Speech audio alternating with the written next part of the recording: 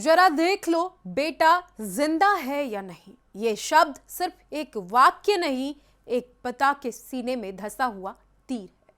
13 साल का मासूम उनैज खान 7वीं कक्षा का छात्र, सपनों से भरी आंखें और एक सामान्य सी दोपहर।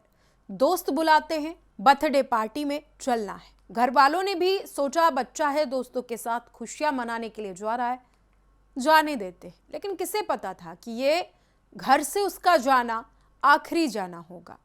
दरअसल उनैज अपने दोस्त नवनीत और अन्य साथियों के साथ कार से निकला। परिवार को भरोसा था कि बच्चा शाम तक लौट आएगा, लेकिन शाम 7:21 पर एक व्हाट्सएप कॉल आती। फोन उठाया जाता है और ये फोन उनैज का बड़ा भाई उठाता है। दूसरी तरफ से आवाज आती है, तुम्हारा भाई लोक बंधु अस्पताल में है, जल्दी आ जाओ।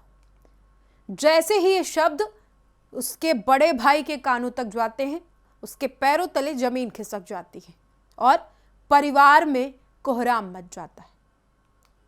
क्या हुआ, कैसे हुआ और क्यों हुआ, इसका जवाब किसी को नहीं पता था।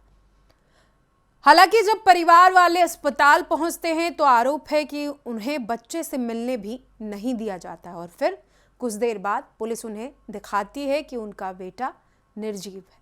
माथे के बीचों बीच गोली का निशान, एक सीधी गोली जिसने सिर्फ एक बच्चे को नहीं, एक पूरे परिवार को खत्म कर दिया। बताया जाता है कि यह जन्मदिन समारोह बीजेपी के पूर्व एमएलसी गुड्डू त्रिपाठी के नाबालिग भतीजे और संजीव त्रिपाठी के बेटे के लिए आयोजित किया गया था। आरोप है कि संजीव त्रिपाठी की लाइसेंसी रिवॉल्वर से गोली चलाई गई। अब यह सवाल है कि एक बर्थडे पार्टी में लाइसेंसी रिवॉल्वर क्या कर रही थी। तो मृतक के पिता जमीर खान का कहना है कि यह महज हादसा नहीं बल्कि साजिशन की गई हत्या है। उनका आरोप है कि स्कूल की पेरेंट्स टीचर मीटिंग के दौरान पहले भी धमकी दी गई थी और सबसे दर्दनाक आरोप घटना के बाद फोन पर कहा गया, जाकर देख लो बेटा जिंदा है या नहीं। अगर यह सच है तो यह सिर्फ कानून का मामला नहीं, यह इंसानियत पर सवाल है।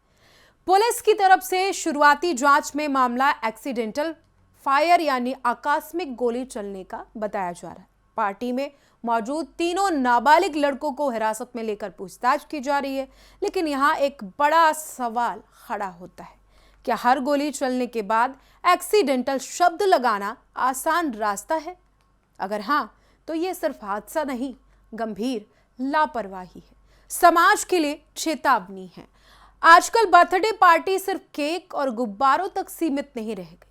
दिखावा, स्टेटस और पावर का प्रदर्शन, ये सब नई संस्कृति का हिस्सा बनते जा रहे हैं। लेकिन जब जश्न में हथियार शामिल हो जाएं, तो नतीजा अक्सर मातम ही होता है। 13 साल का बच्चा जो खुद अभी जिंदगी को समझ ही रहा था, उसकी मौत हमें आईना दिखाती है कि क्या हम अपने बच्चों को सुरक्षित माहौल दे पा रहे हैं? क्या लाइसेंसी हथियार रखने वाले लोग उसकी जिम्मेदारी समझ रहे हैं? क्या कानून का डर सबके लिए बराबर है?